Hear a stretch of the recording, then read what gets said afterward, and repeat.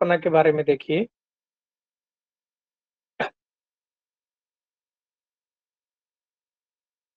रस कल्पना।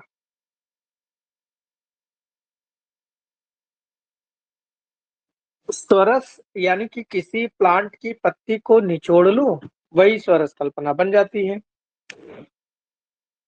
तो स्वरस कल्पना में आचार्य चरक ने क्या बताया, अष्टांग संग्रह ने क्या बताया, अष्टांग हृदय ने क्या डेफिनेशन बताई, सारंगधर और भाव प्रकाश ने क्या बताया, और वैद्यक प्रदीप इन्होंने क्या बताया। तो इन सभी आचार्यों के अनुसार हम लोग स्वरस कल्पना की डेफिनेशन देखें।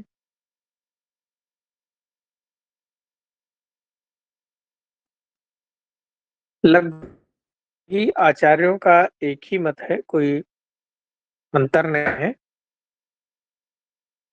आचार्य चरक कहते हैं कि यंत्र निष्पीड़ितात्,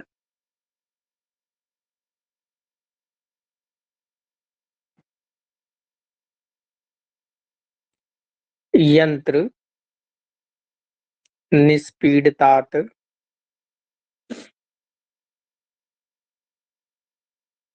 द्रव्याद् रसा स्वरसः उच्यते।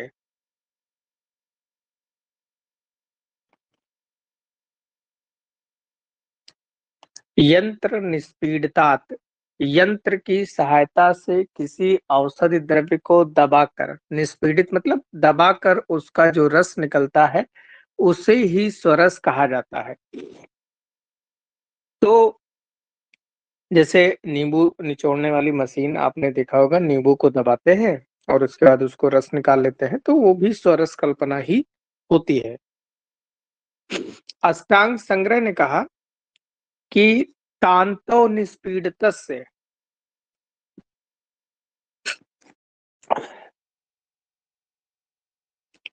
तांतवः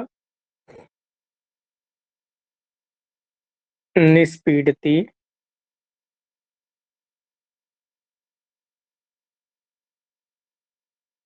तांतवः निष्पीड़ितस्य निर्यासः स्वरसा। तो अष्टांग संग्रह ने कहा कि किसी औषधि द्रव्य को पहले हम कूट लें और उसके बाद में कपड़े में लपेटने के बाद में उस औषधि से जो रस निकलता है, जो निर्यास निकलता है, उसे ही हम स्वरस कहते हैं। अष्टांग हृदय ने क्या कहा, पट पीड़ितात,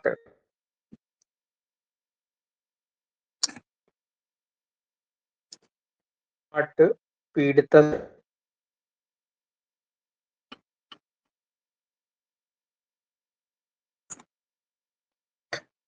तो पट का मतलब भी क्या होता है, कपड़ा, और यहाँ तांतों का मतलब भी होता है कपड़ा।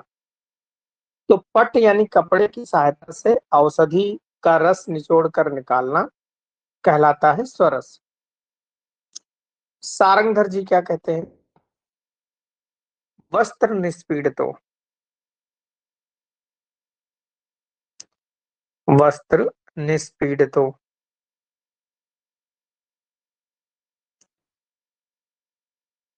से निचोड़ लेना किसी औषधि द्रव्य का स्वरस कहलाता है। ने सबकी बातें सुनी और उसके बाद या ये तात स्वरस कहलाता है।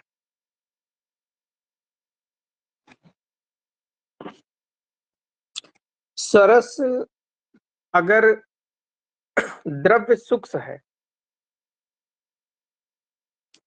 द्रव्य सूक्ष्म होने पर, जैसे गीला द्रव्य है तब तो उसको निचोड़ लिया आपने, लेकिन अगर सूखा द्रव्य है तो उसमें आचार्य चरक ने कहा कि 1:1, 1:1 यानी कि एक भाग यहाँ पर होगा औषधि,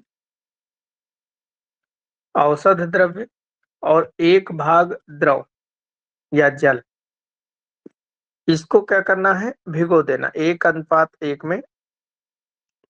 अहोरात्र, अहोरात्र मतलब 24 घंटे, अह मतलब रात्रि मतलब रात, अहोरात्र भिगो दें।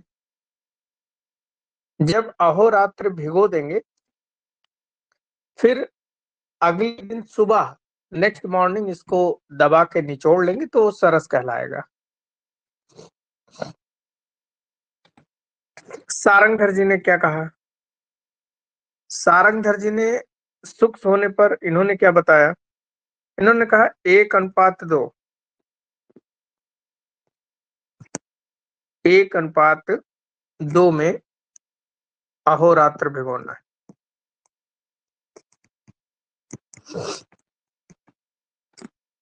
अहोरात्र भिगो दें और उसके बाद में आप निचोड़ दीजिए, वही स्वरस कहलाएगा।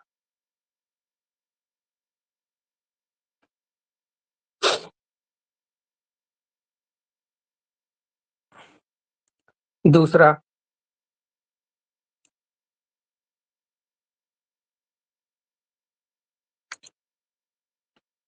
सारंगधर जी ने कहा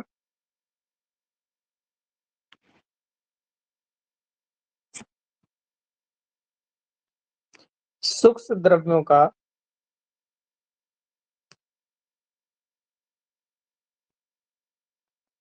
सूक्ष्म द्रव्यों का स्वरस निकालना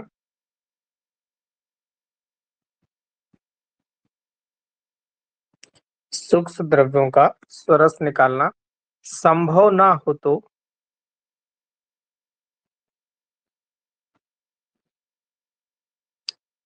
1:8 में भिगो दें। 1:8 में भिगो दें और उसके बाद में मंदाग्नि पाक करें और चतुर्थांश शेष रह जाए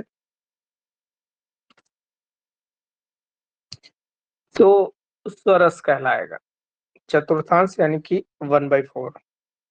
अब इन्होंने ये तो स्वरस का क्या है, तो इन्होंने काढ़ा बना दिया एक तरीके से, अगर देखा जाए काढ़ा बना दिया। काढ़ा कैसे बना दिया?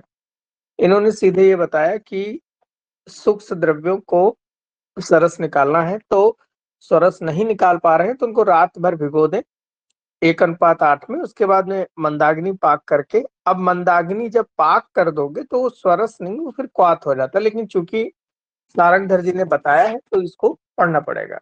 नेक्स्ट पॉइंट लिखे, अनुकल्प विधि से, अनुकल्प विधि से, अनुकल्प विधि से स्वरस निकालते हैं ब्राह्मी स्वरस का। फिर है पुटपाक विधि।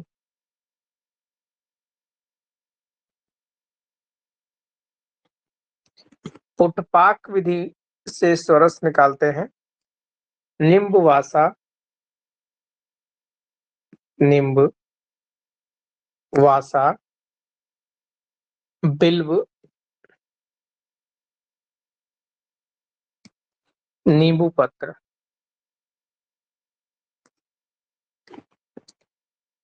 निम्ब, वासा, बिल्व और नींबू पत्र। पुटपाक विधि में क्या करते हैं? पहले औषधि द्रव्य लो, उसके बाद में इसको कूट लो, कूटने के बाद में इसका कल्क बना लो,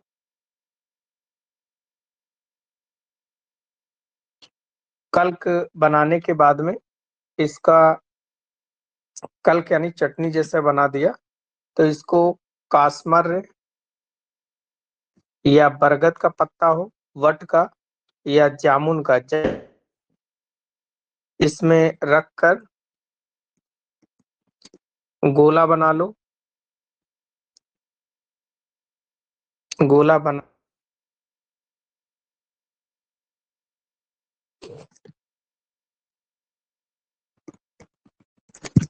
और उसके बाद में 2 अंगुल मोटा 2 अंगुल मोटा चिकनी मिट्टी का लेप लगाना है। 2 अंगुल मोटा लेप लगा दें और लेप लगाने के बाद में इसको पुटपाक कर लें।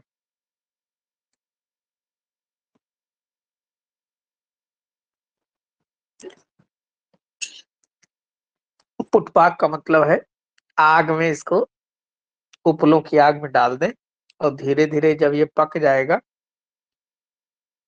तो उसके बाद में जब अपने आप से ठंडा हो जाए जब अपने आप से ठंडा हो जाए तो पुटपाक के जो बाहर आपने लेप वगैरह लगाया है, पत्ता वगैरह लगाया है, इसको आप हटा दें और उसके बाद में रस निचोड़ लीजिए, तो यही पुटपाक विधि हो गई।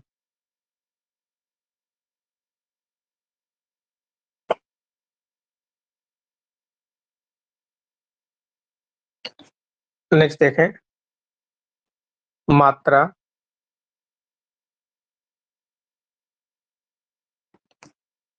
2 तोला।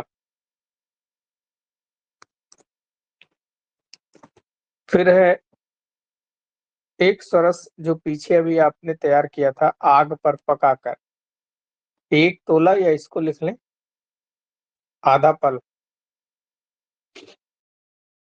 2 तोला या आधा पल, 1 पल में 4 तोला होता है। अग्नि निशोषित यानी कि जो अग्नि पर पकाया गया था स्वरस या इसे ही बोलते हैं सिद्ध स्वरस, ये 4 तोला होना चाहिए। नेक्स्ट है प्रक्षेप द्रव्य। प्रक्षेप द्रव्य का मतलब जैसे स्वरस अगर किसी को औषधि के रूप में अगर हम दे रहे हैं, तो उसमें हम क्या चीज़ और मिलाकर उसको दे सकते हैं। जैसे कोई कड़वी चीज़ है, बेचारा नहीं ले पा रहा है, तो हम उसमें कोई चीज़ मिलाकर उसको हम दें। तो प्रक्षेप द्रव्य में जैसे मधु या शर्करा या गुड़ मिला दें या क्षार मिला दें या जीरा मिला दें, नमक मिला सकते हैं, लवण। जैसे अदरक से रस अगर भूख नहीं लग रही है, तो अदरक का रस निकाल कर फिर उसमें नमक, सेंधा नमक मिलाकर, हिंगू मिलाकर दें, तो भूख लगने लगती है। घी मिला सकते हैं, तैल मिला सकते हैं, चूर्ण मिलाकर सोरस में पी सकते हैं। तो ये मिलाना कितना है? मिलाना है 1 कोल। 1 कोल जो होता है, ये आधा तोला के बराबर होता है। अब ऊपर देखिए, सरस की मात्रा कितनी अभी बताया है? 2 तोला। और 2 तोला में अगर आधा तोला कोई चीज मिलाएंगे, मतलब क्या हुआ उसका कि 1/4 हिस्सा आपने मिलाया है, तो इसको हम बोले चतुर्थांश। यानी कि स्वरस में अगर आपको मधु, शर्करा, गुड़, क्षार, जीरा, लवण, घृत, तैल, चूर्ण मिलाकर पीना है, तो चतुर्थांश या 1 कोल प्रमाण में पीते हैं। नेक्स्ट है अग्नि निशोषित स्वरस। अग्नि पर पकाकर जो स्वरस निकाला गया था, तो अग्नि निशोषित स्वरस 4 तोला जिसकी मात्रा थी, ग्रहण करना हो तो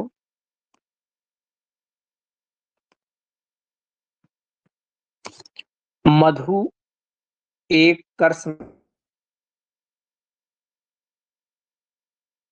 आधा हिस्सा मिलाया आपने, मिलाए,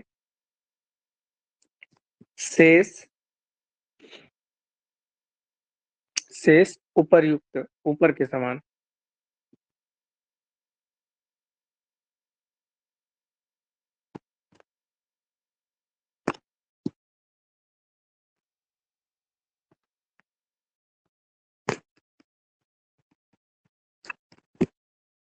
शेष उपर्युक्त समान।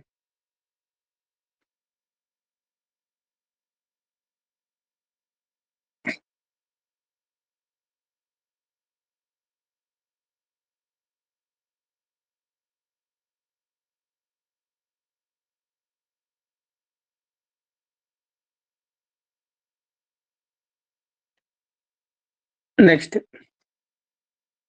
अतिसार में यह पुटपाक चिकित्सा का सर्वप्रथम उल्लेख पुटपाक का चिकित्सा में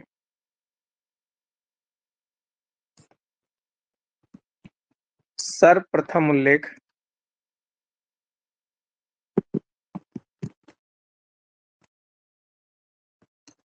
सुश्रुत उत्तर तंत्र 40 में अतिसार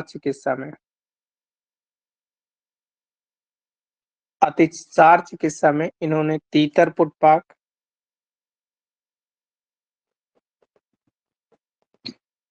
पुटपाक, वट आदि, प्रारोह पुटपाक,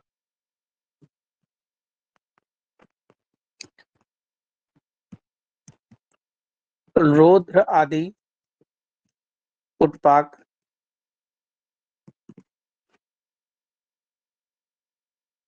जबकि सारंगधर जी ने कुटच पुटपाक,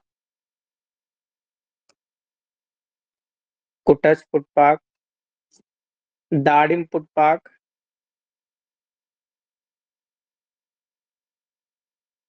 कुटच पुटपाक, दाड़िम पुटपाक, न्यूग्रोदादी पुटपाक,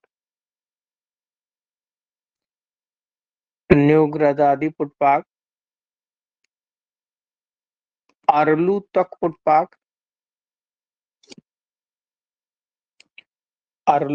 पुटपाक, ये सभी के सभी अतिसार में बताया।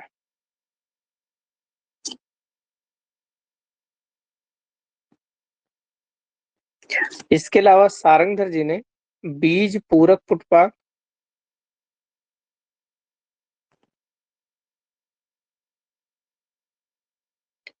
छर्दी में बताया, वासा पुटपाक, रक्तपित्त में,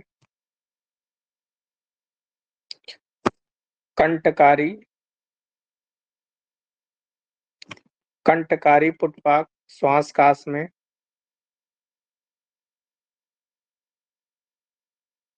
सुंठी पुटपाक, आमवात में, सूरण पुटपाक,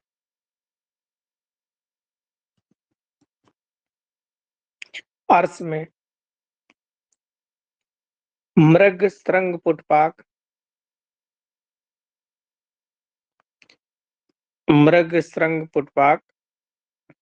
हृदय शूल में, और इसका जो अनुपान है वो है गव्य सर्पी यानी गाय का घी।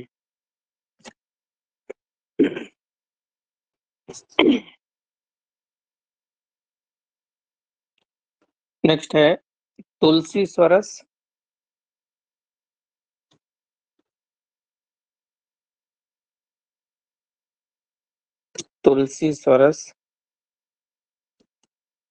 और द्रोण पुष्पी स्वरस।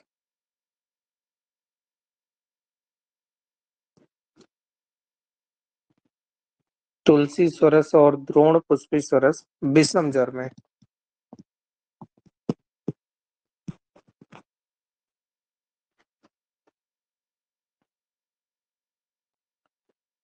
नेक्स्ट है शतावरी स्वरस,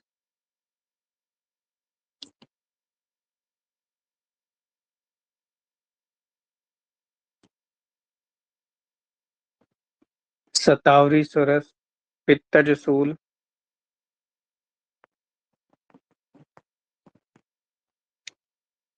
कुमारी स्वरस,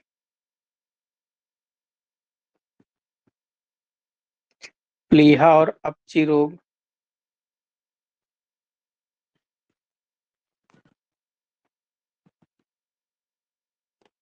अलम्बुसा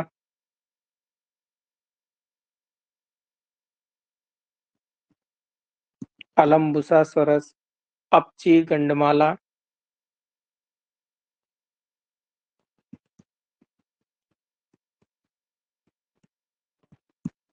अपची, गंडमाला और कामला में।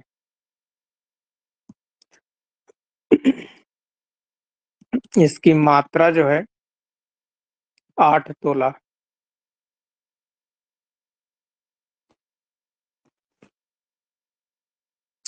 भैषज रत्नावली ने मुंडीश्वरस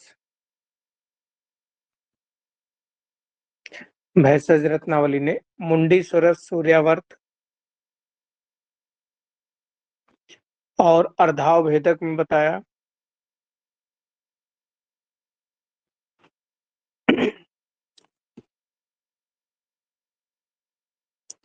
आद्रक स्वरस, गुण और अजाक्षीर ये शोथनाशक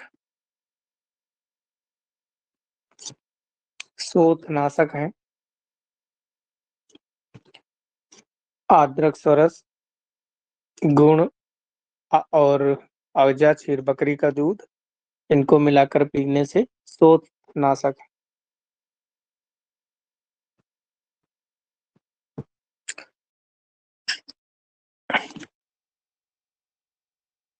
सारंगधर ने तंडुलोदक को भी स्वरस कल्पना बताया है। 1:8 में बनाते हैं।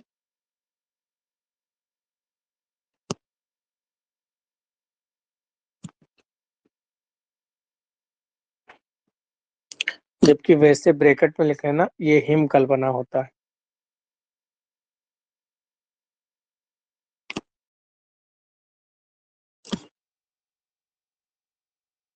नेक्स्ट, कल्क कल्पना।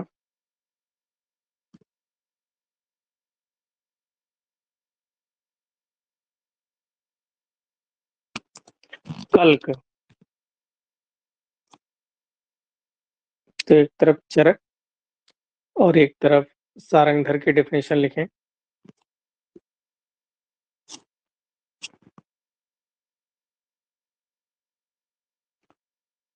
ऊपर कल्क कल्पना के पर्याय लिख लें। कल्क कल्पना को अन्य, प्रक्षेप और आवाप, ये इसके पर्याय हैं। आचार्य चरक ने कहा, या पिंडो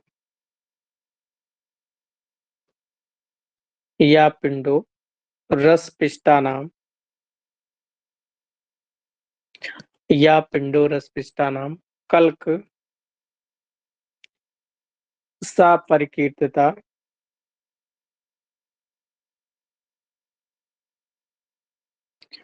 यानी कि या पिंडो रस पिष्टानाम, पिंड का मतलब क्या है? पत्थर।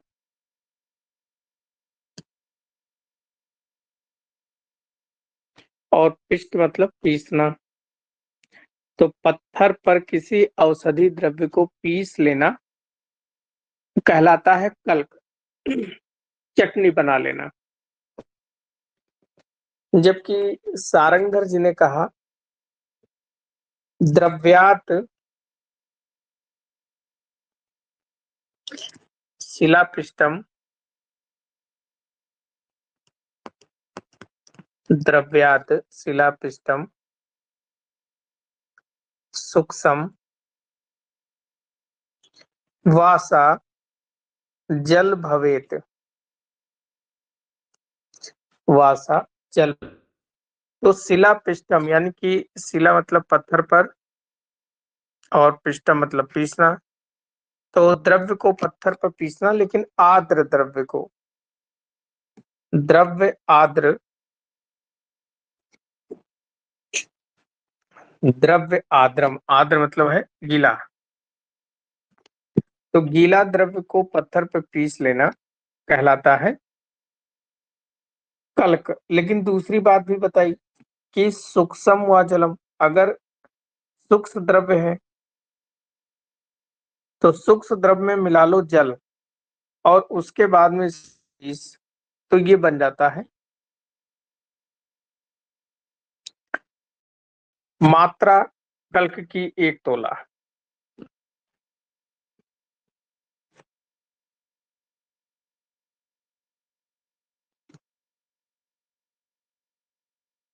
मात्रा 1 तोला। प्रक्षेप द्रव्य देखें।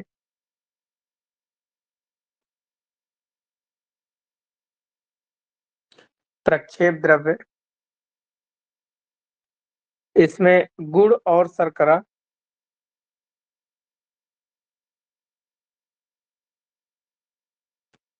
समभाग में मिलाते हैं। मधु और स्नेह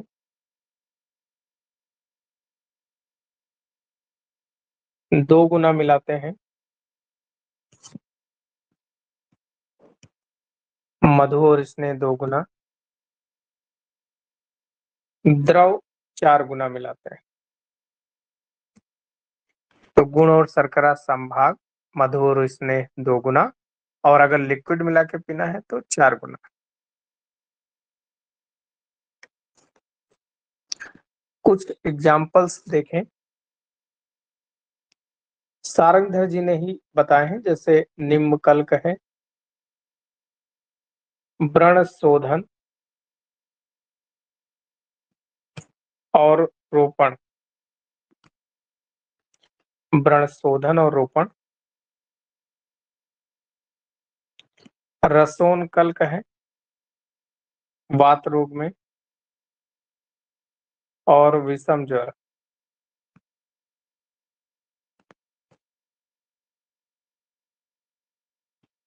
महानिम्बकल्क गृद्धसी में प्रयोग करते हैं, गृद्धसी यानी कि सियाटिका। फिर है पिप्पल आदि कल्क।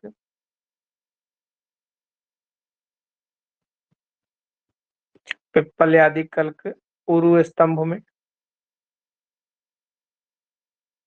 उरु स्तंभ यानी कि थाई जो है वहां पर जकड़ाहट हो जाए तो उरु शब्द से बहुत कंफ्यूजन होता है आयुर्वेद में, तो यहाँ लिख लें।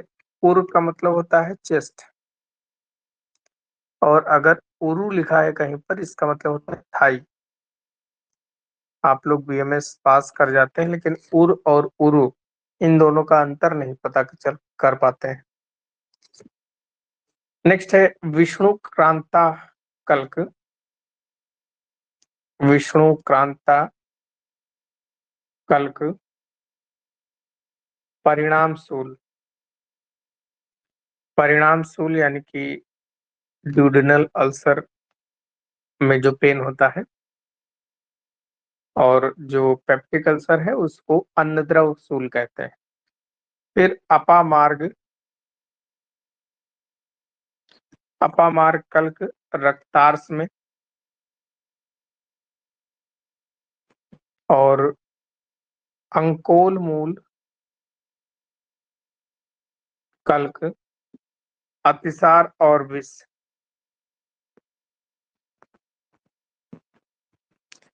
अतिसार और विष।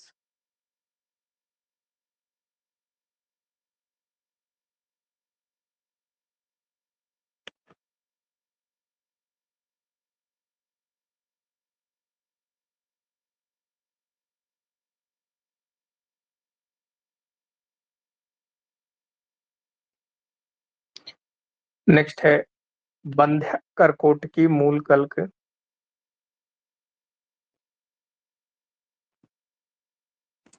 बंध्या करकोटकी मूल कल्क विष में देते हैं।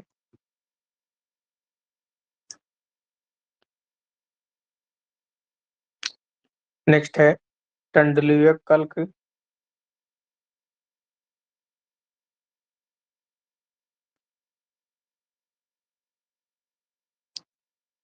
तंडुलोदक।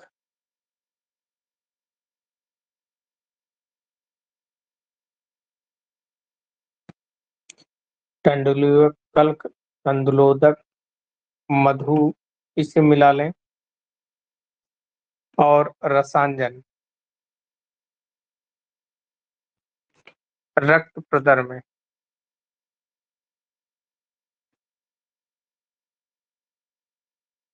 नेक्स्ट है तिल कल्क। तिल कल्क नवनीत सीता, सीता यानी कि शर्करा, और इसी में नाग केसर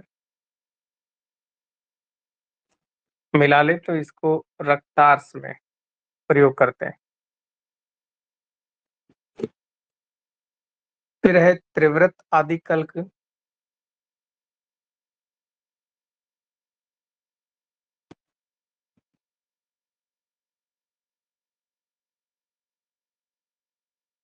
त्रिव्रत आदि कल्क प्रयोग करेंगे कृमि रोग में।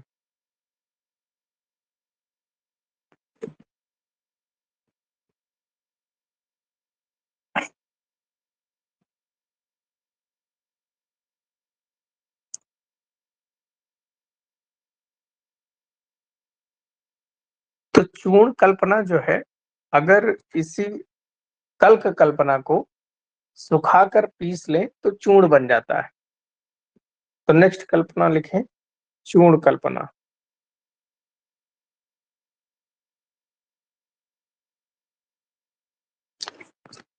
चूर्ण कल्पना का पर्याय देखें तो रज, क्षौद्र,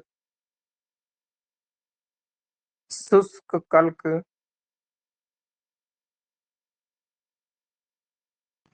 ये इसके पर्याय हैं। चूर्ण कल्पना की मात्रा 1 तोला है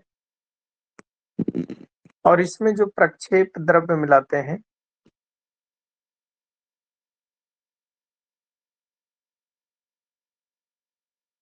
तो प्रक्षेप द्रव्य शर्करा 2 गुना। अब शर्करा 2 गुना कहने का मतलब है कि चूर्ण की मात्रा 1 तोला है और इसमें 2 गुना यानी 2 कोला हम चीनी मिलाकर पिएंगे, चूर्ण को खाएंगे। अगर गुड़ मिलाना है तो समभाग में मिलाएंगे और मधु और स्नेह मिलाना है तो 2 गुना, और अगर कोई द्रव भाग मिला के पीना खाना है चूर्ण को तो 4 गुना मिलाएंगे। तो बाकी गुड़, मधु, स्नेह द्रव ये देखें तो कल्क के जैसा ही है, कल्क समान।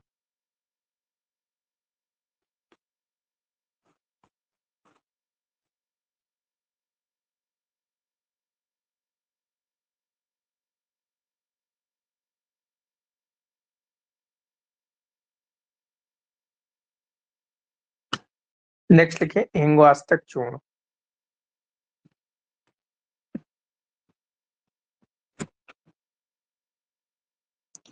अब जैसा कि इसका नाम है हिंगवास्तक चूर्ण,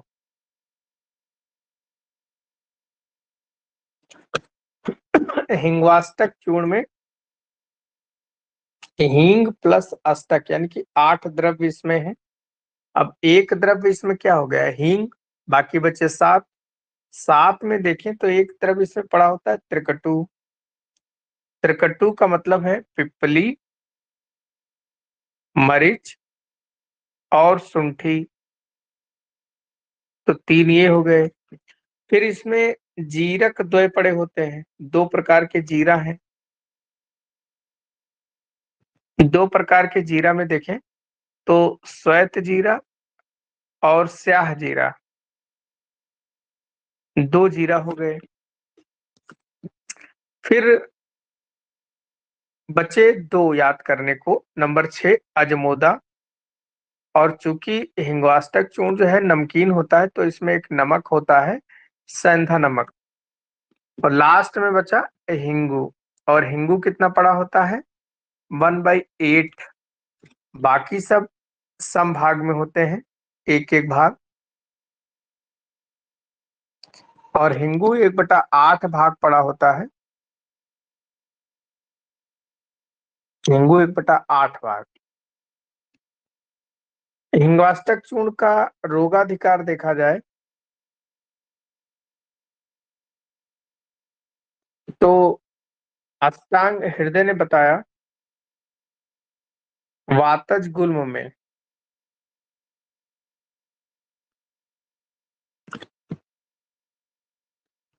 प्रथम कवन घृत के साथ। दूसरा, भैषज रत्नावली ने बताया अग्निमांद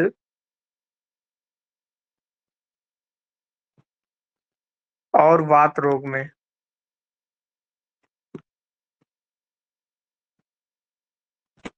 अग्निमांद और वात रोग में। नीचे नोट करके एक पॉइंट लिख लें कि हिंगू को हिंगू को घृत भर्जित कर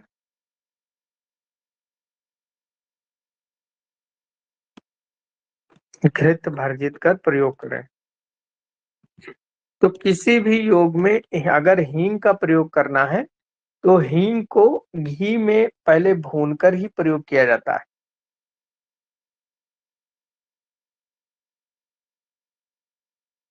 नेक्स्ट लिखें, लवण भास्कर चूर्ण।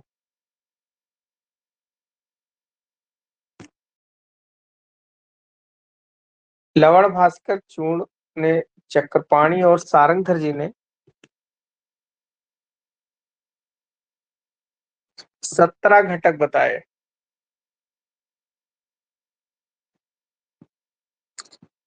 चक्रपाणी और सारंगधर जी ने इसमें 17 घटक बताए।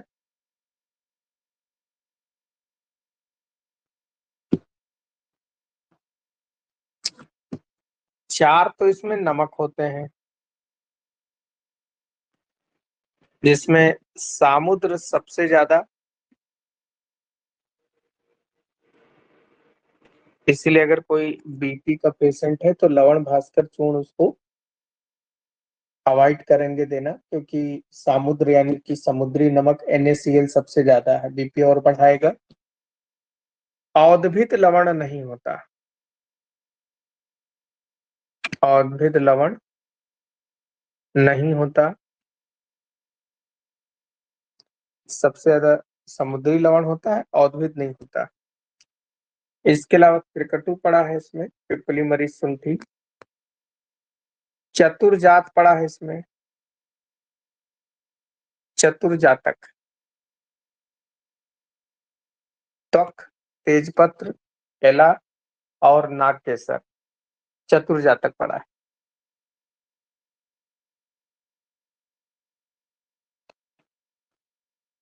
तो ये अगर घटक काउंट करेंगे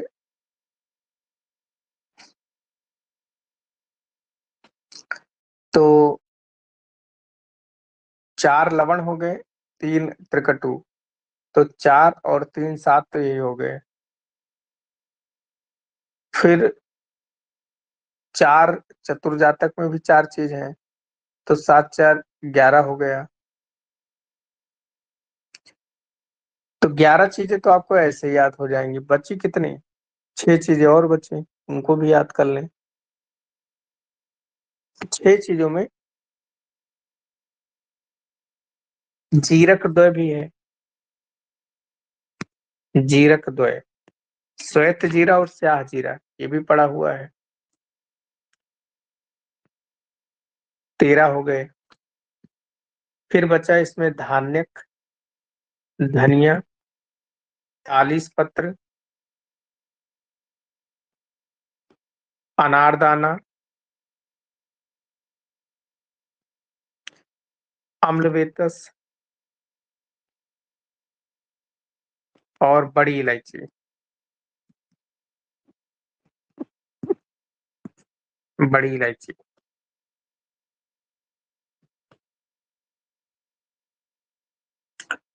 तो ये टोटल हो गए 17। इसका प्रयोग कहाँ करेंगे? मंदाग्नि, अर्श ग्रहणी, मंदाग्नि, अर्श ग्रहणी, वात रोग, गुल्म,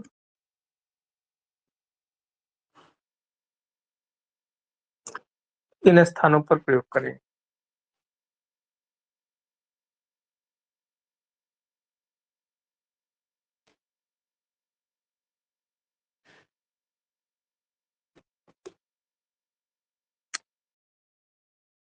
नेक्स्ट देखें।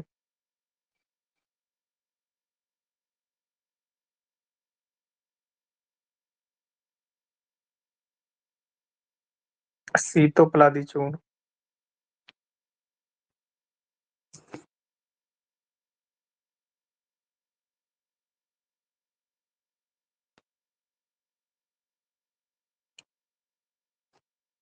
शीतोपलादो चूर्ण चूर्ण में इसके नाम में ही सभी चीजें हैं।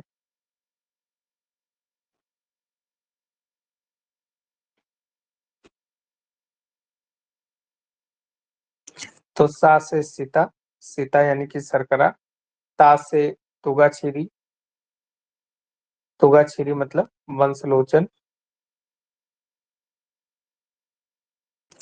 पा से पिपली, ला से एला, दा से दालचीनी, एला मतलब छोटी इलायची या त्वक।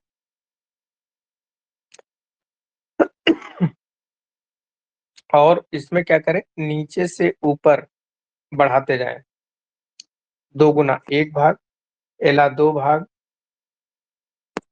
पिपली तीन भाग, वंशलोच नहीं पिपली दो दूना चार भाग, दो गुना करना है, वंशलोचन आठ भाग, और सीता जो है वो 16 भाग। इस तरीके से नीचे से ऊपर दुगना करते जाते हैं। और आचार्य चरक ने इसको राजक्षमा रोगाधिकार में बताया।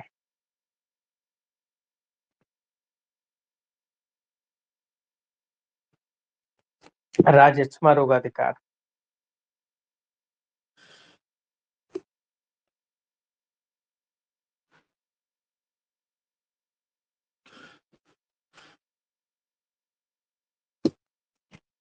नेक्स्ट है ताली सादी चूर्ण।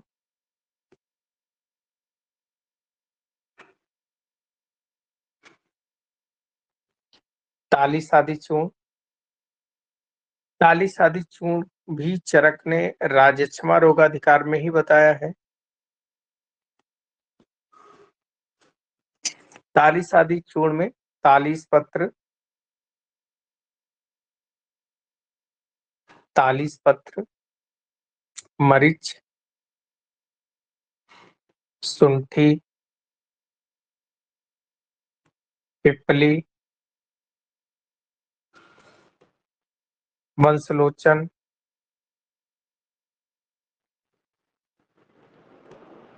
त्वक, एला। अब इसमें क्या करते हैं, ऊपर से नीचे एक एक भाग बढ़ा जाते हैं। जैसे एक भाग तालीस पत्र है तो मरीच दो भाग, सुंठी तीन भाग, पिपली चार, वंशलोचन पांच। लेकिन त्वक यानी दालचीनी और एला जो होते हैं ये आधा आधा भाग है। आधा आधा भाग मतलब तालीस पत्र का आधा।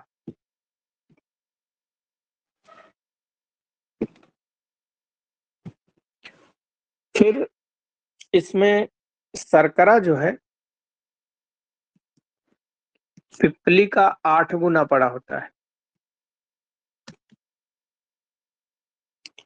पिपली का 8 गुना।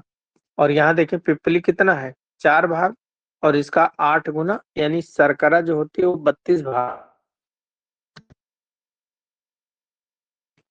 अनुपान ऊपर राजक्षमा। अनुपान अगर देखें तो शीतोपलादी और तालीसादी दोनों का अनुपान है मधु और सर्पी। मधु मतलब घी, और सर्पी, मधु मतलब शहद और सर्पी मतलब घी।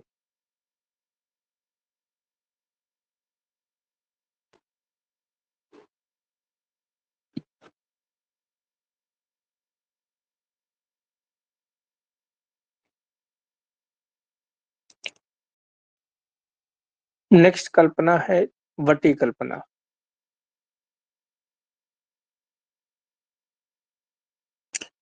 नेक्स्ट पॉइंट लिख लें कि अगर चूर्ण अवलेय है, चूर्ण अवलेय है, गुटिका और कल्क इनका अनुपान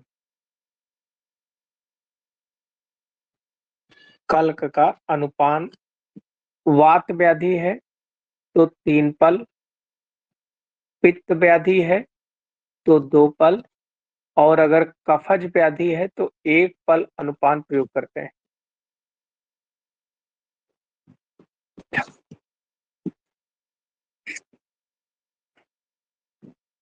नेक्स्ट कल्पना है वटी कल्पना।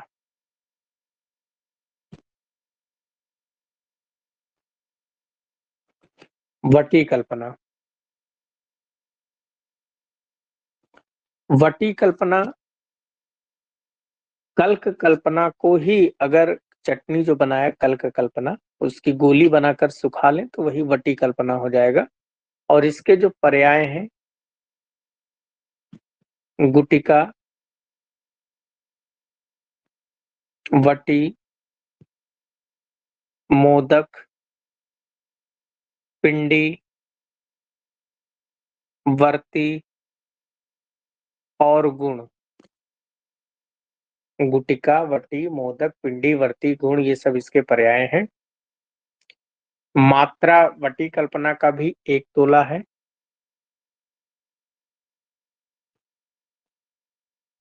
मात्रा 1 तोला है। प्रक्षेप द्रव्य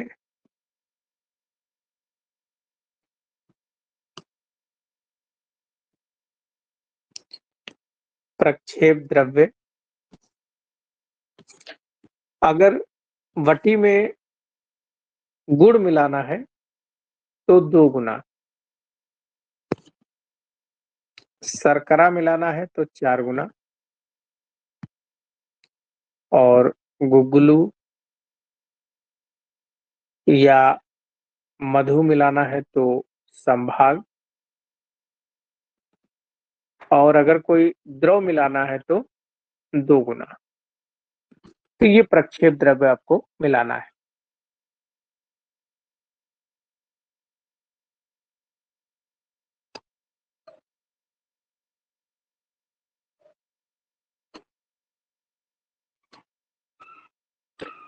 नेक्स्ट लिखें इसमें चित्रकादि वटी।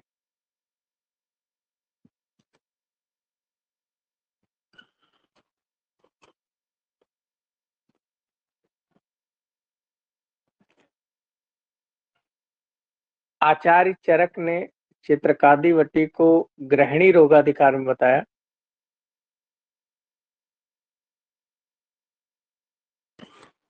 आचार्य चरक ने चित्रकादि वटी को ग्रहणी रोगाधिकार।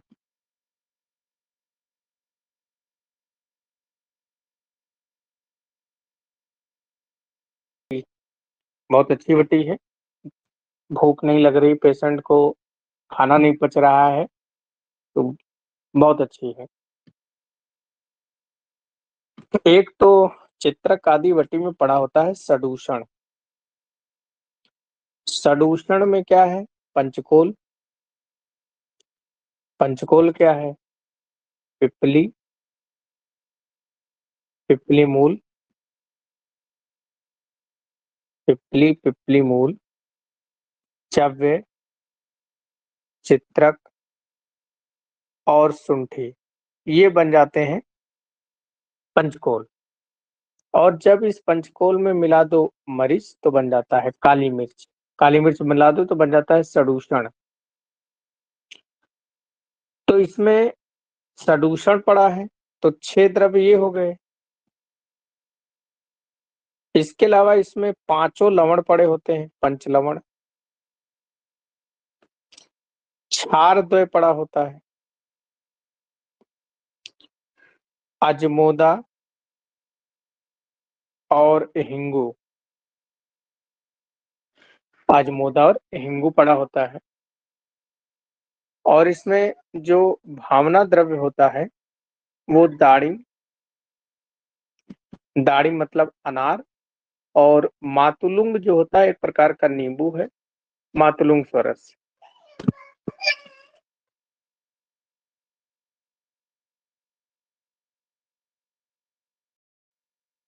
पंचलवण में क्या क्या होता है?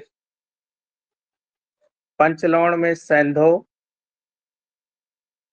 सवर्चल,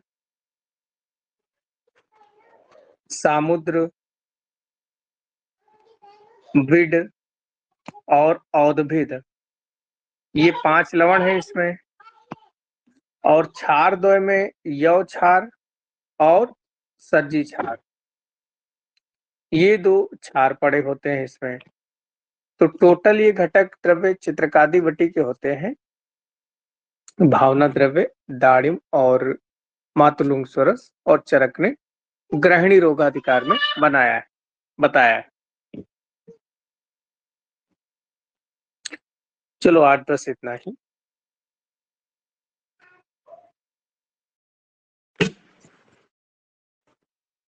चलो।